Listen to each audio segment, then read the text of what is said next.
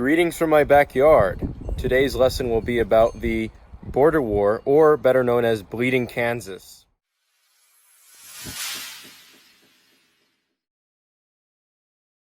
Now that Kansas is a territory in the United States, they get to decide through popular sovereignty whether or not they will have slavery in their territory. Popular sovereignty is when the people get to decide the law in the land. Now that there's going to be an election, people decide that they are going to storm Kansas and try to manipulate the election. We see something similar happen today in 2020 when people try to vote for Bernie Sanders in the primary in South Carolina in order to prevent Joe Biden from getting the nomination in the Democratic Party.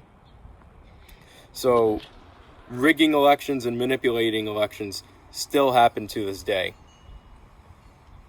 There are two types of manipulators in the Kansas territory. The first one being the border ruffians, and the second one being the free staters, or the free soilers. The border ruffians are pro-slavery, and the free staters, or free soilers, are anti-slavery. And long story short, the free staters / soilers win the election.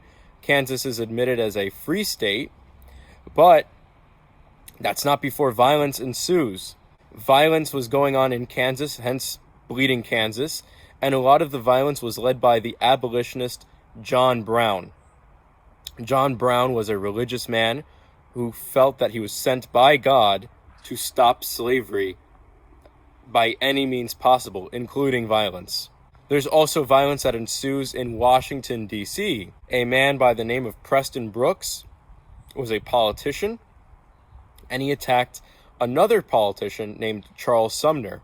Preston Brooks was pro-slavery, and Charles Sumner was anti-slavery. So Charles Sumner was an abolitionist, and Preston Brooks was in favor of slavery, and he struck Charles Sumner with a cane, and Charles Sumner dealt with that injury for pretty much the rest of his life.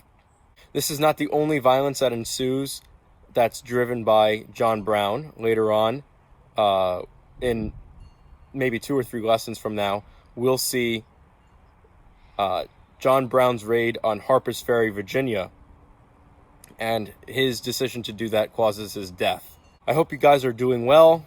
I hope you're enjoying the potentially nice weather, and I hope to see you guys soon. Take care.